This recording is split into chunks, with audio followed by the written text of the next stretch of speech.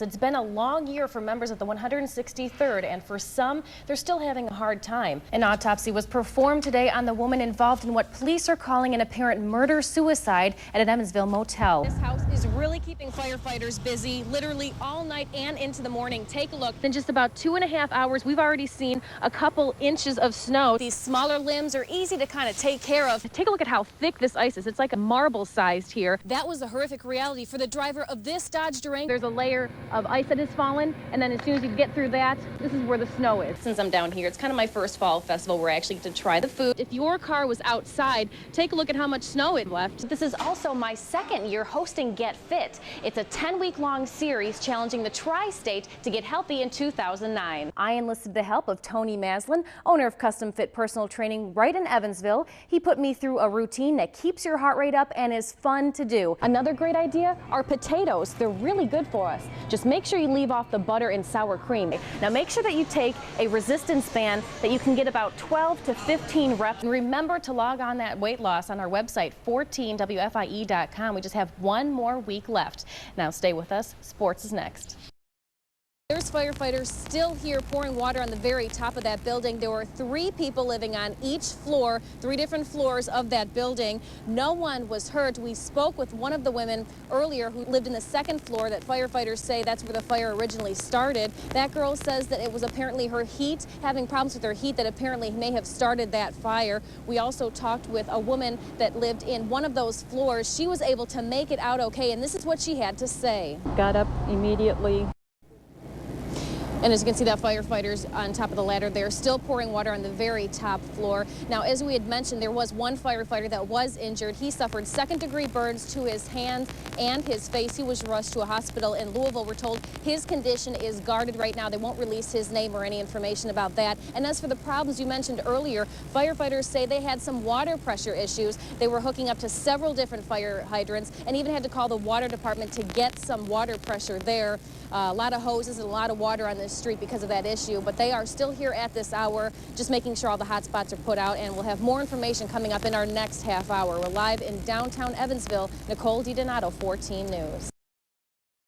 They're like your babies, you know, I mean, they become part of your daily life. Kenneth Miller and his wife Arletta are grief-stricken. Their son, a horse trainer, kept 2 horses at what used to be a stable at Riverside Downs.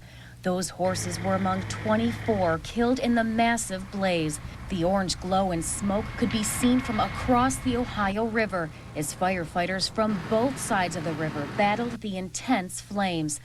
To the Millers and other handlers and owners, these horses were more than just animals. They were part of the family. You take care of them, and you fall in love with them. I mean, they start eating candy out of your hand. This has kept ladies in one Sunday. Arletta proudly shows off a cell phone picture of their prize-winning horse. We had one that just ran Sunday at Churchill. She won. It was the race Horses for Cancer. And she went, and we go from a high to a low. That little 3-year-old in there, she's going to be something good. The stable did not have any space heaters. That's why it's so hard to imagine just what could have sparked the fire. Guess we'll have to start all over again. These handlers and owners devote so much of their time to training and taking care of their horses. It's an investment and their livelihood. As for the Millers, horses are their life and say they will get through this. They're all in heaven now, and they'll be taken care of. Nicole DiDonato, 14 News, Henderson. They took lots of pictures and goofed around for a bit. Then it was down to business. Around 70 members of the Evansville-based 384th Military Police Detachment reported for their final send-off at the National Guard Armory before finally boarding a bus for Camp Atterbury, the beginning of their 12-month deployment to Iraq. And what makes this group so unique is that there are actually family members that are going to be deployed together. Staff Sergeant Kelly Yardy will be joined by his 3 daughters, 2 of which will go overseas with him. It's a tough situation for wife Amanda. It's a whole new way of life. You learn how to live that life, and for you that becomes normal. Teresa Madden has to say goodbye to her son Anthony and his new wife Keela. It makes us feel a lot better that he is over there with somebody that he loves. The two are newlyweds, but this will be far from a honeymoon. While Anthony and Keela are being deployed at the same time, they are not in the same unit. To see each other over there is kind of going to be a rare occasion, but just for the mere fact that she's in the same country that I'm in, it's kind of good.